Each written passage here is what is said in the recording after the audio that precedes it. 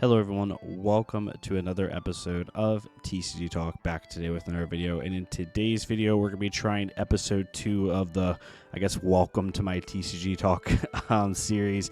We're just kind of talk podcast style and give my thoughts on stuff that's whirling in my head in terms of the game, in terms of Flesh and Blood, and get your thoughts on it as well. And today we're going to be talking about high C spoiler timing, the ban restricted announcement, as well as US Nats, and just kind of give my general thoughts. I'm going to try to stay objective and stay fair, but also kind of just give my unfiltered thoughts a little bit on how everything's shaping up and get, your opinions, whether you agree or disagree. But if you're new to the channel, welcome and thank you so much for stopping by. Hopefully you enjoy your stay. If you're a long-standing supporter, thank you so much as always. Feel free to check out the Discord down below. I'll be redoing it a little bit again. I'm going to try to change it up to where it's more just casual discussion. It's gone from hyper specific on Flesh and Blood, where we talk like every hero. Then it went a little bit into other games. I'm gonna try to make it like Grand Archive, Alpha Clash, and Flesh and Blood focus, because my channel finally is going to start doing what I want it to do, and that's talk about multiple games at once, games I'm enjoying for different reasons. Like today, like we've done a Grand Archive video, an Alpha Clash video, and now a Flesh and Blood video, and that's my goal, is to not always keep that exact pace, but to do that. But we're gonna get into it. So let's talk high C spoilers and how it relates to the ban restricted announcement and subsequent U.S. Nationals. So for anyone that's not aware, high C spoilers start tomorrow, May 14th, and go through May 15th. Unless there's something I have missed, spoilers are only going for 48 hours. The next big event that we have a bunch of little bigger events, but the next big key thing we have is the ban and restricted announcement on May 19th, which is next Monday. And that has already been hinted at by James and Brian to be a more significant one, or at least it seemed like it was going to be. You never know. It might just be one ban, but I think they're going to make some widespread changes. I think we're going to see some changes to the current meta. We're going to see some changes to potentially future cards that needed to be looked at, as well as things that might be affected by high Cs. So I think it's going to be not like a book burning level, but it's going to be pretty significant. Then we have high Cs pre-release, which is the week May 30th, because that's when the Gravy Bones Armory deck comes out. And then we have the release of high Cs on June 6th, which happens to be the same day as U.S. Nationals. I'm going to try to go in order here and talk about yays and nays to each one. And I'm going to try to be fair, because I want to, even though I'm about to be a little bit negative, because I've tried to, as I've grown older and hopefully an inkling wiser, whenever I give negative opinions, I try to be fair with it, and I try to give solutions or try to give reasoning instead of just blindly talking crap. It's one thing I've been trying not to be overly critical, but I like to talk about this stuff. And so the whole key macro level thing I want to discuss with each of these events is how much does Flesh and Blood, they hang their hat on being in my opinion, they've never came out and, they've come out and said what they hang their hat on, but in my opinion, they hang their hat on being the premier competitive trading card game experience, period. They are the most competitive trading card game in terms of complexity, in terms of meta, in terms of care. There isn't a game that gets close to them. There's not. There truly isn't. When you think of competitive trading card games and focus on competitive play and premier play, Flesh and Blood takes the cake. LSS takes the cake, right? And that's one thing I will say before any of the negative stuff is they do that, right? They are. No one gets close to them. And I love that about them. That's what originally drew me into the game, because I'm naturally a competitive person. The key point is, though, how much does that focus on competitive play, and honestly, at this point, requirement to focus on competitive play, affect these type of situations? The game is now almost 6 years old. 6 years old in October, I believe, and it draws a specific type of audience in the trading card space, right? It draws in the competitive player. Very few people, and I'm not saying that doesn't happen, because I know really casual players that just play the game casually. But at a core level, for the most part, this game attracts competitive people. It's the reason that the game has survived through an insane price point, right, which we've discussed at length. It's the reason the game has survived. Honestly, I think is the reason the game survived through times like COVID. on top of LSS making like really strong decisions. I think because it has such a hyper focused audience, it was able to grow that side. And it's honestly something, at the time that it came out, something that was missing in the competitive or in the TCG space is a hyper competitive trading card game, because Magic kind of made its change into Universes Beyond and kind of going that direction, right? All that to say, though, I think its focus on competitive play makes situations like this hard, because let's talk about spoiler season first. Spoiler season, you always can nitpick at anything, right? And this is the me being fair thing. Is like we had one spoiler season where a ban restricted announcement for Needles came out like a week after spoilers or 2 weeks after spoilers, and people, including me, complained about that because why would you hype us all up with all these spoilers and then ban something that people are trying both competitively and casually? They should have came out with the Needle ban the Monday after spoilers, which is honestly what they're doing here. They're coming out with a BNR right after spoilers. Now, honestly, I think that BNR was not purposely put on that because of the spoiler season. It was put on that because it's the end of ProQuest season. That's why. It has nothing to do with the fact that spoilers. So I don't think that's like inadvertently a learning from that one. I think that's just what they had to do. But only having 2 days of spoilers, this is just me. I'm not like a master marketing manager here, but I did 2 years of marketing, or a couple years of marketing. I did a lot of stuff in the esports space where things work as quickly as they do here. We had to do a lot of team announcements, a lot of like with the Call of Duty League and stuff like that, a lot of different things. And league announcements and things like that, and we have to build the hype, right? And there's different levels of hype you have to build, and how long do you want to roll out your marketing, your go-to-market strategy, your marketing plan, stuff like that, right? All that to say, there's never a perfect solution, right? And I'm not saying I have this arbitrary number on how long spoiler seasons should be, but I think the first domino was the incidental leak of the heroes. I think showing off the heroes by accident in that one article really stunted whatever their marketing plan was for this set. But, we're coming off the back of two very impactful sets from a competitive standpoint in Rosetta and Mistveil. And so I think it's hard for them to keep up that hype a little bit. But, only having 2 days of spoilers immediately followed by a very significant ban and restricted announcement, which is then immediately followed by US Nats, which is releasing the same day as your set. It creates a lot of negativity, or at least, if not negativity, some very, varying discussion on the set itself. And the focus of what should be the focus over the next 3 weeks is building the hype of the set and getting excited for the set. But instead, because you have, again, going back to the macro point, because you have a naturally competitive mindset audience, for the most part, a large majority of your players are highly competitive players, you now, instead of focusing on the hype of the set, they're focusing on, making adjustments post-ban restricted announcement for US Nats or for Nationals in general, because US Nats is the only Nationals first week, to my understanding. But regardless, they have to make those adjustments. U.S. national players have 2.5 weeks to make deck adjustments. They also have to decide if they're going to try to get cards going into U.S. Nats to play one of the new heroes, or even just additions, right? We don't know what general Ranger cards are going to be available, if Azalea is still legal, or Riptide, or anything like that. We don't know if any of the new mech cards are going to be good for Dash.io. Stuff with Crank, right? It should be decent for Dash.io or Max. All that to say, we don't know how synergistic the set's going to be, so a lot of decisions are going to have to be made. So now you're just taking away, you're having a shortened spoiler season, only 2 days, a ton of content packed into a very small package, which is very difficult to manage in terms of actually building hype. And then you also have a BNR that's immediately going to take the focus away from the hype of the set. And it's really hard. And I don't envy LSS. I'm not sitting here just bashing them. It's a very difficult challenge that they're having to do, but I think the challenge is a product of their game being hyper competitive. When you have a game like this, you have to try to satisfy the hyper competitive players first. And all of this was a domino from an even earlier thing with the Aurora Armory deck, right? And with Florian, and with the heightened power of Mistveil and Rosetta, and how that's altered the metagame, and altered not just the metagame from a statistical perspective, but the metagame from a perception, right?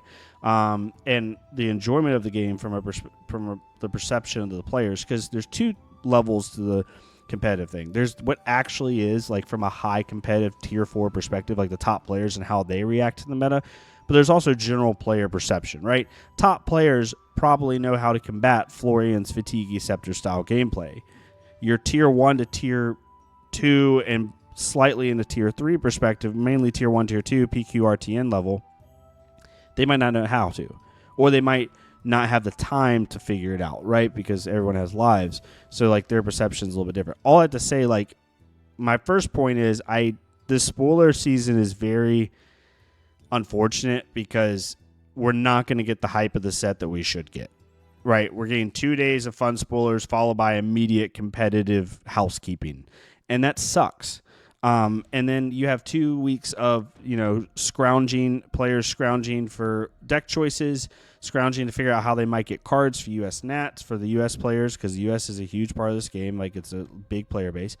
And it just makes it kind of difficult, right? And the second thing is, like, the BNR itself is a product from the Aurora Armory deck experience, and even that, is kind of been that whole fun player new experience pipeline is kind of being taken away by competitive as well, because they wanted to create this cool new player experience from start to finish, from first strike deck to armory deck to whatever, to now competitive play. But because of the Living Legend system, because of the way you've set the game up from a competitive perspective, the hero's gone. And now there's alterations and changes they'll make, and I have no doubt LSS will do that. And you give them credit on that, they will make those changes. I know they will, but it makes it hard. And then we have the US Nats thing, which other people have beat to a horse, so I'm not going to go crazy on that one. But players who are going to US Nats, good luck. Like, you have 2 weeks to make changes. God knows what those BNR is going to be. If it's super significant, like if they ban Scepter, like the normal bans, right? Scepter, but maybe they hit something crazy, right? Like they hit, a Rootbound Carapace, and then they hit like, one other like key aggro card or something, and then they hit like Remembrance or whatever the case may be. They hit something that not just affects Florian, but affects the entire metagame, right? Maybe they hit Wildfire. Who knows? Whatever.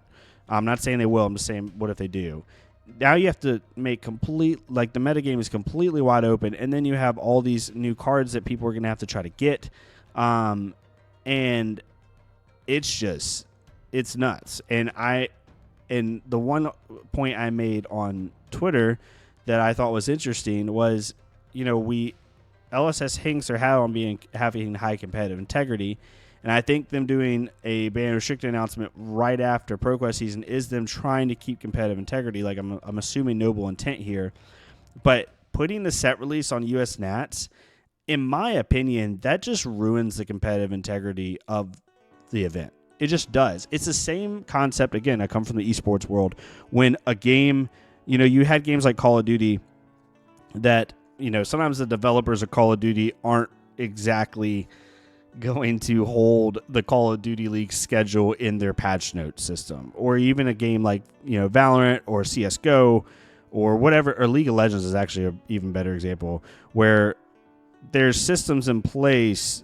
Maybe they play on an old patch or on an old version for a couple weeks. So, like, in League of Legends, if a new patch comes out, the day of a big event or a week of a big event, they'll play on the old patch. That way, competitive integrity isn't lost. But then you have other games like Call of Duty where they don't do that, right? They could have a major rework of guns right before a big event, and it hurts the Call of Duty League because the developers aren't in tune with caring about, putting that into their cycle. When it comes to all that to say, it comes to a card game where, like, we're going into this event and we just had a BNR that may or may not shake up the state of the game. Then you have limited play, which is going to be a nightmare because we're going to get 2 days of spoilers, probably not see all the cards, and not have time to do mock drafts or whatever, which maybe is their intent, but in my opinion, that hurts the competitive integrity of the game. And then you have players trying to ground cards. Maybe one of these heroes comes out, at face value to seem it's super powerful, and we have two what could be polarizing heroes, in my opinion, Gravy Bones and Marlin, and because Puffin is so a question mark to me. But then you have competitive integrity issues of these top players and top teams that are on big teams that have direct access to min-max. And I'm not calling out min-max or any vendor here. I'm just saying to have direct access to Hamal, to have direct access to whatever vendor to get these cards, right? They're on first name basis with these people. They're going to be able to get their cards. Now, I'm not saying the vendors aren't going to try their very best to get every person they can cards, and I don't envy the vendors on that either, trying to figure that out. But it creates price gouging. It creates availability issues where certain players are going to have more availability than others, just naturally due to connections, due to whatever, right? And it just puts a stain on what arguably is the third, in my opinion, and I'm not just saying this because I'm a U.S. person, but the third most, I don't want to say prestigious, that sounds pretentious, but the third biggest event of the year. Behind Worlds and the Pro Tour, I think U.S. Nationals is the third biggest event in Flesh and Blood every year. I don't think anyone would argue that. So it's just, all I have to say, going back to the macro point, is does the competitive focus of the game create, kind of whirlwind situations like this that are almost unavoidable, right? It makes it very, very difficult. New player pipeline stuff is very difficult because you want to create a fun new player engaging experience, but you're also somehow trying to make it go into competitive play. And then if you release products like Smash Palace that have no tie to competitive play because it's a one encompassing product, because you've created a player base or an ideal person of your game that is highly competitive, they don't really care about Smash Palace as much on a general note. So now you're trying to bridge that gap to make your competitive players care about it, or you're trying to bring in more non-competitive players, but then that goes against what like 70% of your marketing is, which is competitive. You see what I'm saying here? Like, it creates this very difficult thing. And I'm not saying that it's going to be the downfall of LSS or it's going to make the game go down or anything like that, because that's not. LSS is going to hang their hat on competitive play. They always have. And I think that's going to ride them into the future, right?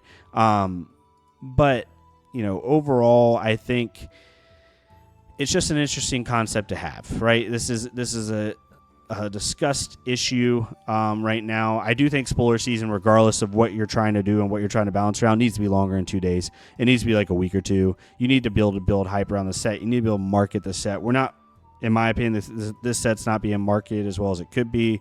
And that's not a hit on anybody that's in charge of that at all. I think it's a product of them having to balance so many different things with the competitive scene. And it sucks. We can't just sit and enjoy the set like we would want to because of all the competitive natures of everything. That's just my opinion. Definitely let me know down in the comments below if you agree or disagree. I'm totally okay with it. Again, I want to reiterate, I am not saying the game is in a bad spot or that the game is going downhill or whatever. I'm not trying to sit here and just be like overly negative. I'm just trying to understand the frustrations of like, we can't enjoy a good spoiler season because we're worried about BNRs. BNRs then affect, upcoming events really close to the chest, and that's all because of prior things that happened with Mistveil and Rosetta. And then we can't enjoy US Nats because the set's releasing on the same day as competitive players. The set's releasing on the same day, which honestly takes away from both sides. It takes away from the set release because you have US Nationals, and it takes away from US Nationals because you have the set release.